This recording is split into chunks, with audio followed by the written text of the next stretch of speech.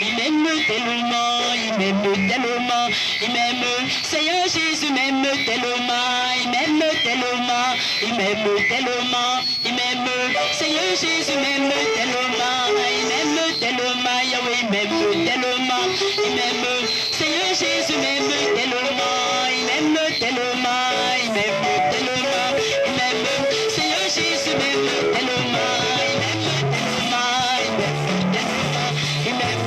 Seigneur Jésus m'aime tellement,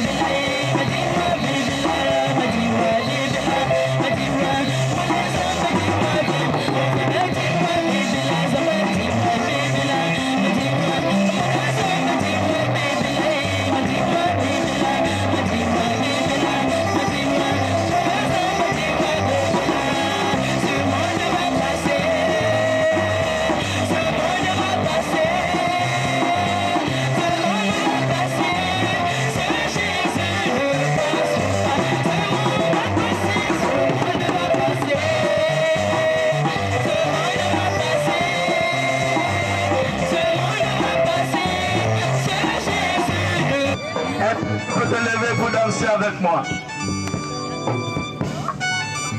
Que tout le monde se lève, nous allons danser et nous allons recevoir la parole de ce soir. Alléluia.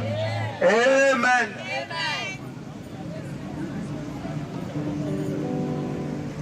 Que tout le monde se lève. Alléluia. Nous voulons louer le Seigneur. Laissez-moi danser, oh, laissez-moi danser, laissez-moi danser, oh, pour la gloire de mon Dieu. Laissez-moi danser, oh, laissez-moi danser, laissez-moi danser, oh, pour la gloire de mon Dieu. Laissez-moi danser, oh, laissez-moi danser, oh, laissez-moi danser, oh, pour la gloire de mon Dieu. Laissez-moi danser, oh, laissez-moi danser, oh, laissez-moi danser, oh, pour la gloire de mon Dieu. Laissez-moi danser, oh, laissez-moi danser, laissez-moi danser, oh, pour la gloire de mon Dieu. Laissez-moi danser, oh, laissez-moi danser, laissez-moi danser, oh, pour la gloire de mon Dieu. Laissez-moi danser.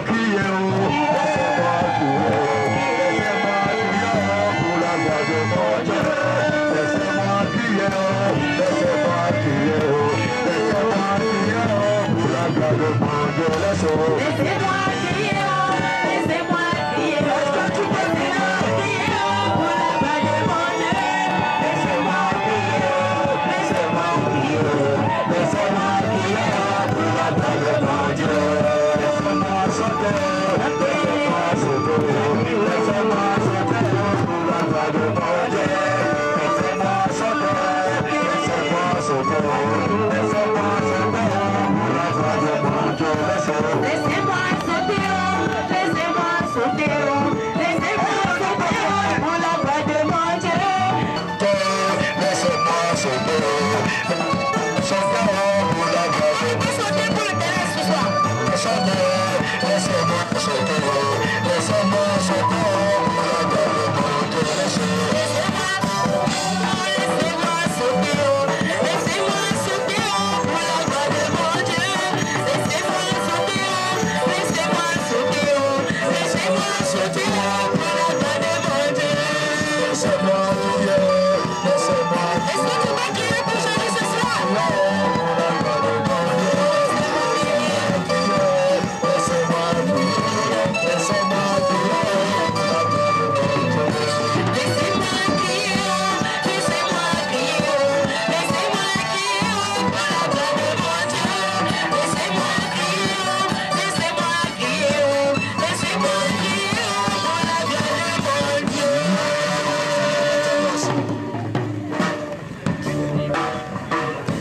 Alléluia.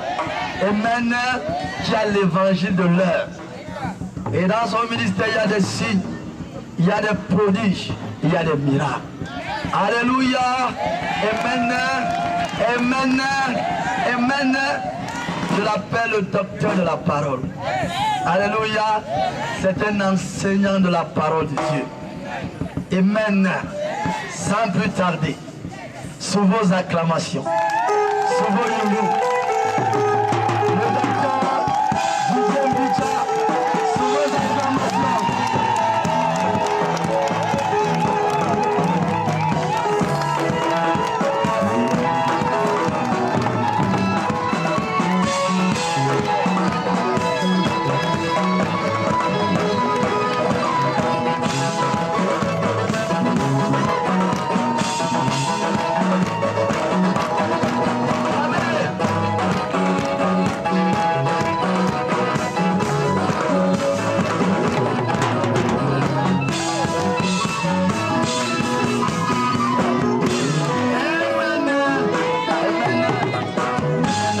Pas encore, alléluia.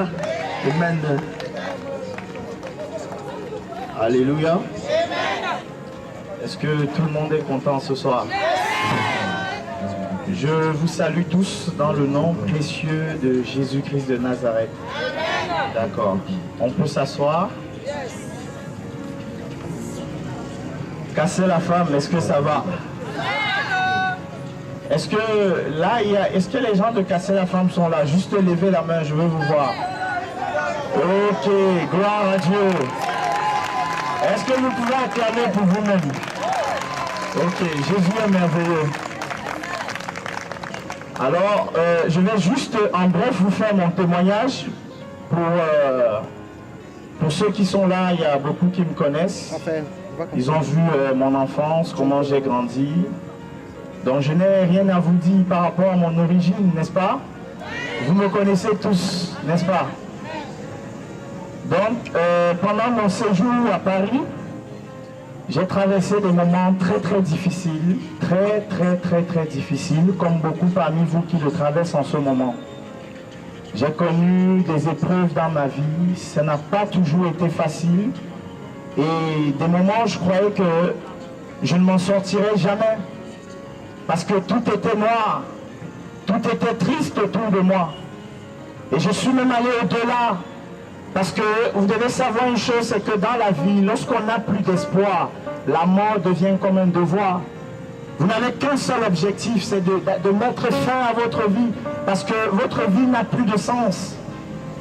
Lorsque vous regardez à votre vie, vous regardez autour de vous, vous avez l'impression que les gens avancent. Et que vous stagnez, vous n'avancez jamais. Et c'est triste. C'est très triste. Et lorsqu'on est dans cet état d'esprit, on est ouvert à tout. On est ouvert au marabout. On est ouvert aux coutumes des hommes.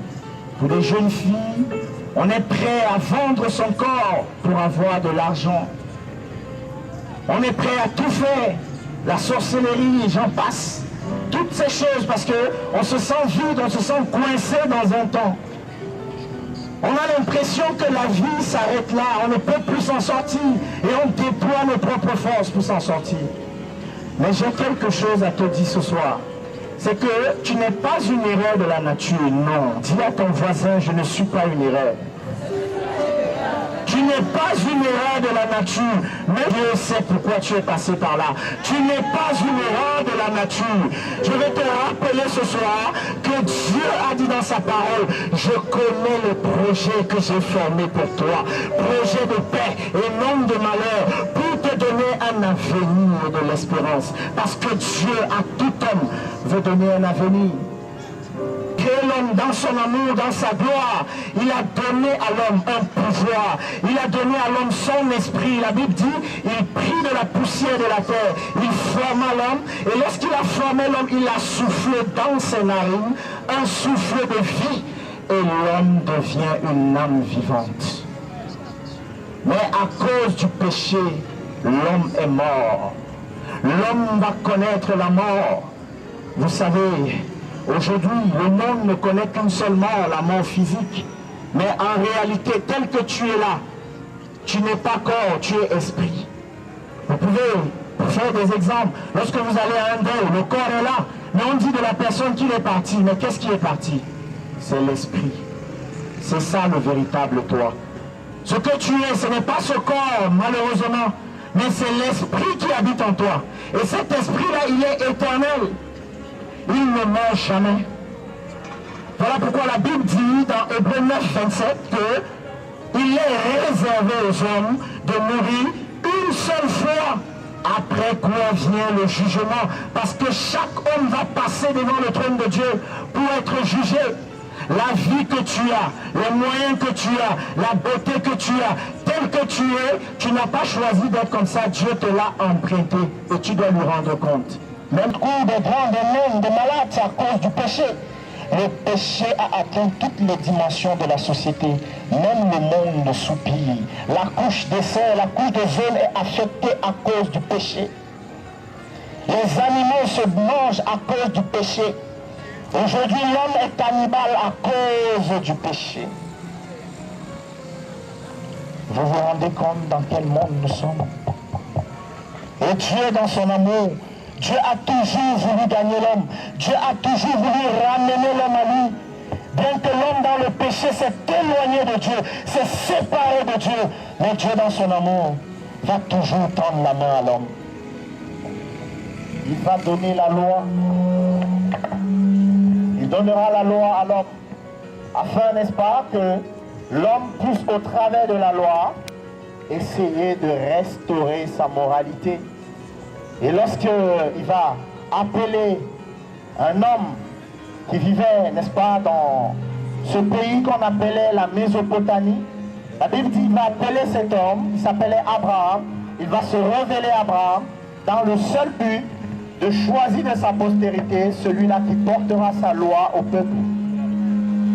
Et c'est d'où est sorti le peuple d'Israël, le peuple élu de Dieu. Dieu va donner sa loi. Dieu va donner la loi à Moïse afin que Moïse puisse imprégner cette loi dans la mentalité, dans la conscience israélite. Et que cette loi traverse le monde. Et que le monde entier puisse se renouer avec son Dieu. Mais la Bible nous dit, malgré l'effort de Dieu, nous voyons dans la Bible qu'au temps de Noé, Dieu va susciter un prédicateur. La Bible dit que c'était un prédicateur de la justice, c'était quelqu'un qui prêchait la vérité, qui aimait la vérité, afin de réveiller les gens. Et il va annoncer au monde de son temps qu'il va pleuvoir sur la terre pendant 40 jours. La Bible dit, avant qu'il ne prêche cet évangile, il n'avait jamais plu sur la terre. Et du coup, les hommes ont dit, il raconte n'importe quoi, nous n'avons jamais vu la pluie. Mais comment dit-il qu'il va pleuvoir pendant 40 jours? Nous, on n'a jamais vu ça, c'est n'importe quoi, c'est le mensonge. C'est la même chose aujourd'hui. On te dit, Jésus revient, le monde atteint sa fin. On te dit, les temps sont avancés. Paul dit, la nuit est tellement avancée, le jour va bientôt se lever où on ne pourra plus travailler. Les temps arrivent, mes frères, où tu ne pourras plus, Dieu ne pourra plus te pardonner. Parce qu'il y a un temps pour le pardon, il y a un temps pour l'église. Jésus revient bientôt chercher l'église. Si réellement tu crois que tu es chrétien, parce que être chrétien, ça ne se dit pas, ça se vit. Le nom chrétien est venu de la ville de Béret, où lorsqu'on a vu des gens qui marchaient dans la crainte de Dieu, qui vivaient dans la crainte de Dieu, qui adoraient Jésus en esprit et en vérité, là on a reconnu d'eux qu'ils étaient des petits Christ, ce qui veut dire chrétien. On ne se dit pas chrétien, mais la chrétienté se vit, c'est toute une vie. C'est un nom qu'ils ne vivent pas. Voilà pourquoi Jésus dit, plusieurs me diront, n'ai-je pas fait des miracles à ton nom? Ne suis-je pas allé à l'église tous les dimanches? N'ai-je pas fait ci, n'ai-je pas fait cela? Mais Jésus leur dit, je vous dirai, je ne vous ai jamais connu, ouvriers de l'iniquité. Parce que la différence entre ces gens et les vrais chrétiens, c'est que bien qu'ils se faisaient appeler chrétiens, mais ils vivaient dans le péché, l'abomination. Ils vivaient, vous voyez des chrétiens qui vont à l'église, mais ils sont dans la sorcellerie. Vous voyez des chrétiens qui vont à l'église, mais ils ont la haine, la médisance, la jalousie, toutes ces choses. Comment peux-tu t'appeler chrétien? Vous voyez des chrétiens dans des choses compliquées. Le monde est pourri. Dieu pleure. Dieu pleure. Jésus pleure parce qu'il a payé le prix à la croix.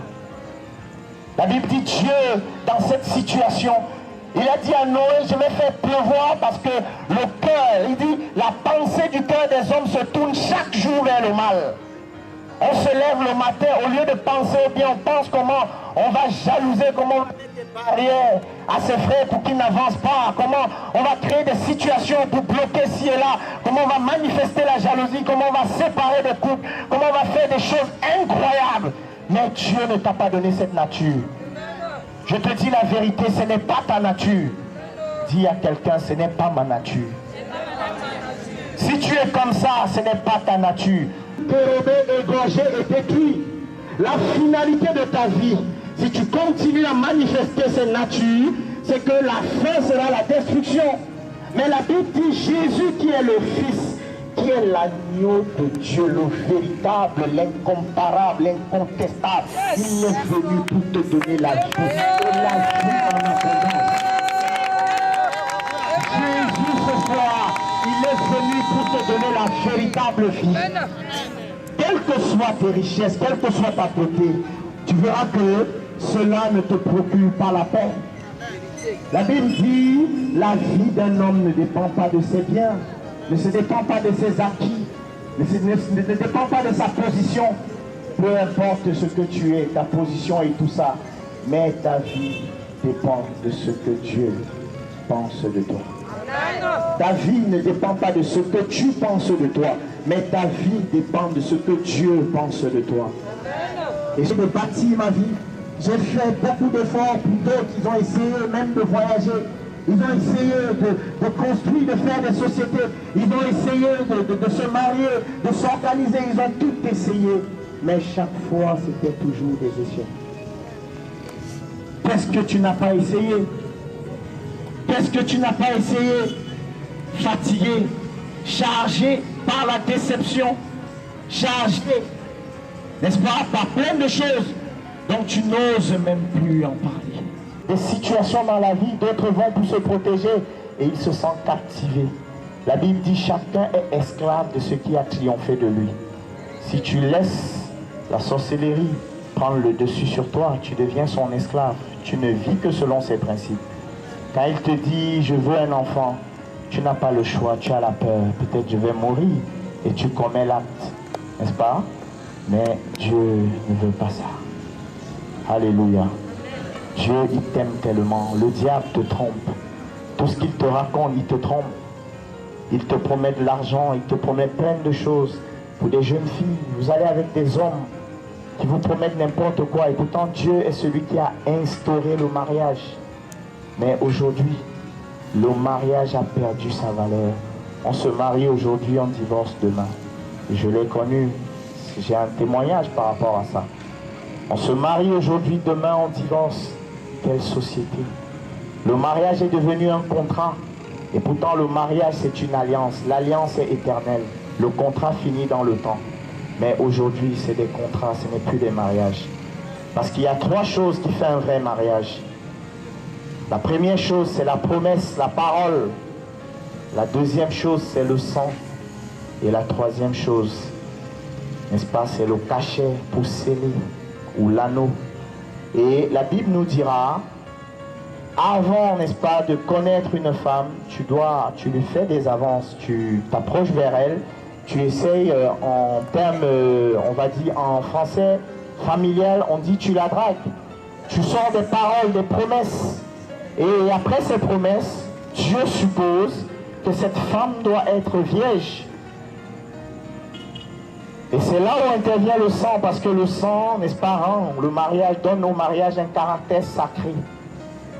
Et après quoi vient l'anneau qui est l'alliance. Et vous voyez que l'alliance est ronde, ça veut dire quelque chose d'éternel qui n'a pas de fin. C'est ça le cèdre.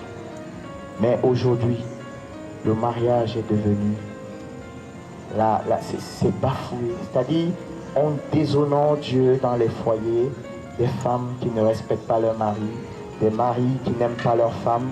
La Bible dit, Marie, aimez vos femmes comme Christ a aimé l'Église.